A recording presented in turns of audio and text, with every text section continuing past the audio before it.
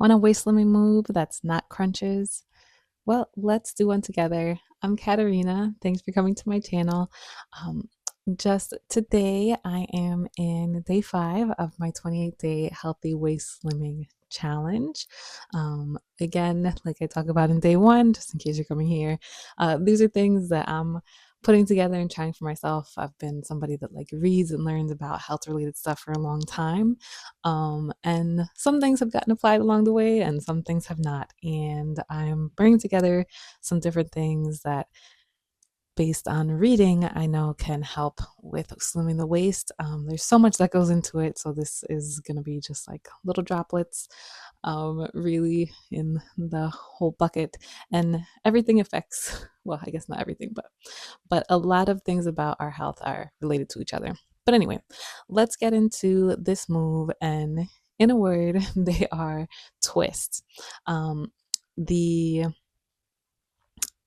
torso and the twisting motion that was like part of life ages ago has been slowly less and has become slowly less and less necessary in our modern life. Like, even if you are someone who drives, and like there was a time when you would drive and you need to twist around to look and see, like, okay, is everything clear behind me? Now a lot of cars have the camera that lets you see what's behind you. And so even that twisting motion is getting eliminated. But since people would often just like mainly twist the one way and maybe do like a little half, it was kind of a imbalanced dose of twisting.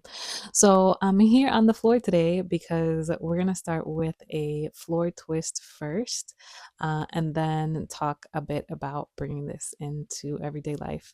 And this is gonna feel like a stretch because it really is a stretch. So I'm gonna come this way, and you get down and bring your knees to like a 90-degree angle. Um, so like the bottom of your leg and the thigh are 90-degree angle. And then you want your torso to be at a 90-degree angle with your thighs. So just like real squared off. I'm gonna set the microphone down a bit. Hopefully you can still hear me. Then you put your arms out and you can let your head rest on the ground. The bottom arm, you're going to rest it on top of the top thigh to make sure that you don't lift your thigh when you reach back. So we're going to reach back. We're going to reach back slowly. I'm going to bring this up. I'm not going to keep my hand here so I can hold the mic for you guys. Reach back, and you want to keep the arm that's reaching back. We don't want to like overextend the shoulder to get that hand to the ground. We want to keep that arm in line with the chest and like upper part of the body, and just twist and see like where you can get to. And you might feel like, okay, I can only go to a very limited extent, but then just kind of relax into it there for a minute and take a calming breath. And as you breathe in, if you did a couple days ago, we did rib breathing, which I highly encourage you to do every day. It'll get you ready for something I'm going to share in a couple of days. That breathing exercise that I said was said to boost metabolism. So breathe in, feel it in your ribs and mid back.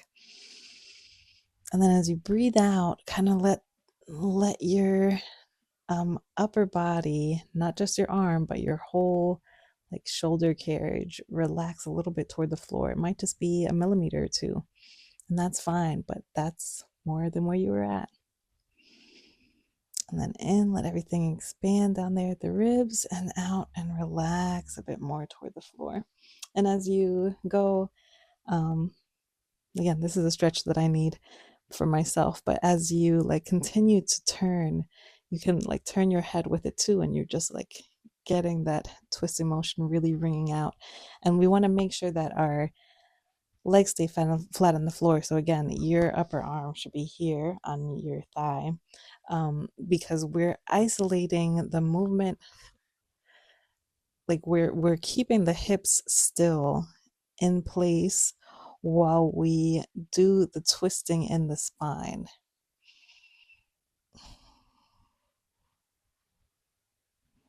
And then remind yourself, check on that arm. Is it dropping down, like extending um, down to the floor more than your shoulder is? You want the shoulder and that arm to hit the floor at the same time.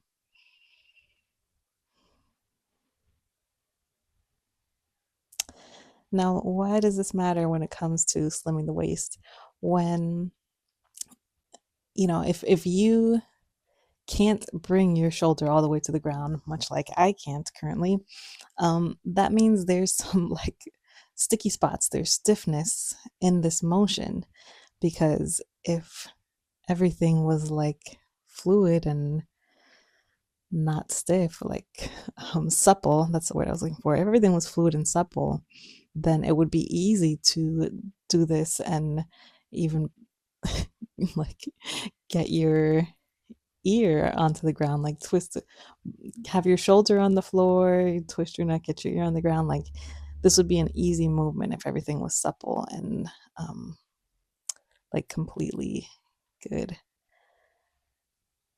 But when there's like stiffness, that means you're not fully supple there, and um, a muscle that's not supple is going to be bulkier and like chunkier than one that is. Okay, and then we're going to bring everything back down and just relax down onto the floor a second, and then do the other side. So I'm going to give you guys my back for a second until I twist around to face you, but same setup. So we want the everything at 90-degree angles. So just the same way we did before, hands down in front of you, lower arm on that top thigh, and then twist to the opposite side of where your legs are. And this is something that you can do daily. See how my arm, I'm not like letting the arm, because you can get your hand to the ground, right? But you want the hand and the arm to get to the ground when the shoulder gets to the ground. This is something you could do daily. If you do it daily, then don't always start on the same side. Like today I laid on my right side first and twisted in the opposite direction. So when I do this tomorrow, better to start on my left side and twist in that direction. So I'm going to do a couple of those expanding and then relaxing down breaths.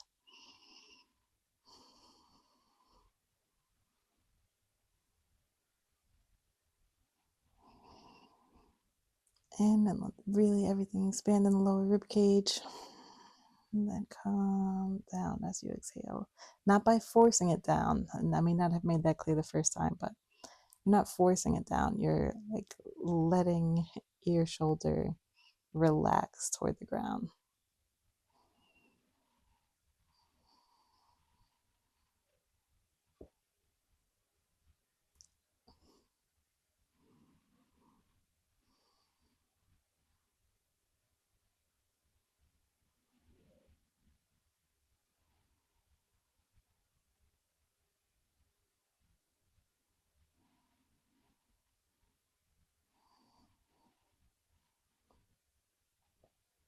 If you see how far my arm is from the ground, like I have some work to do in this, or I have room for progress in this. So if you do too, I am totally with you.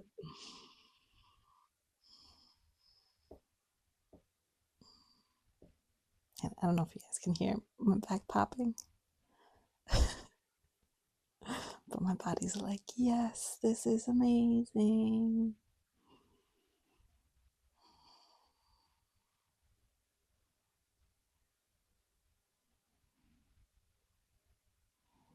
And then you can close it out.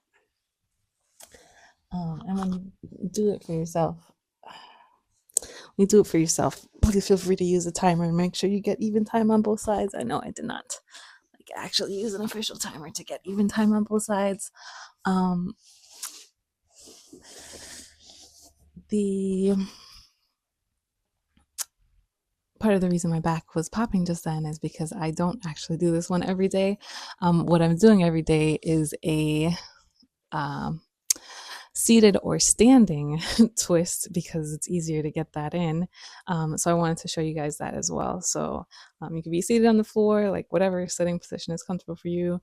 Um, and again, keeping the hips still, twist in one direction, and you're not forcing it, but here you will use a little muscle because you don't have gravity to bring you to the ground.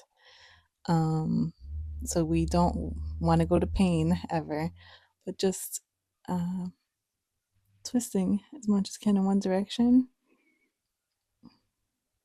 And I start to feel this like in the muscles, especially when I do it this way, vertical, in the muscles on my right side, twisting to the right, this one. And then coming to the other side and doing it the same way.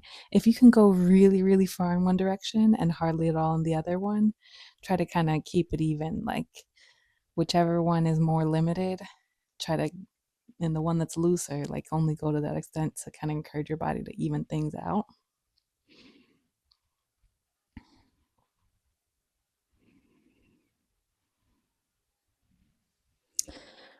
And when you're standing, just a little caution, when you do this standing, it's real easy to bring the hips with you so that like a lot of the twisting motion is coming from the hips. Try to keep those hips facing, toward the opposite of wall of where you're standing, while it's the shoulders and the spine that do the moving.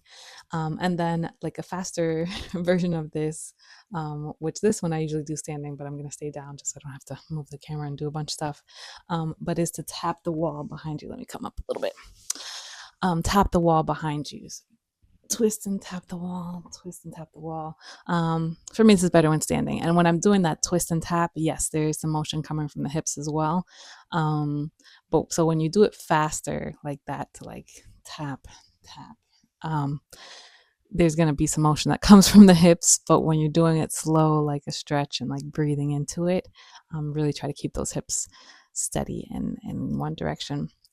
So thanks for watching. I highly encourage, this is like one of the moves that activates the torso, and one muscle that's real popular to talk about, the transverse abdominis, but will not just like contract and just like that rectus abdominis area. This is really activating more muscles of the torso, and helping all of those muscles to be more supple and fluid, which is one way to contribute to having a healthy, slim waist.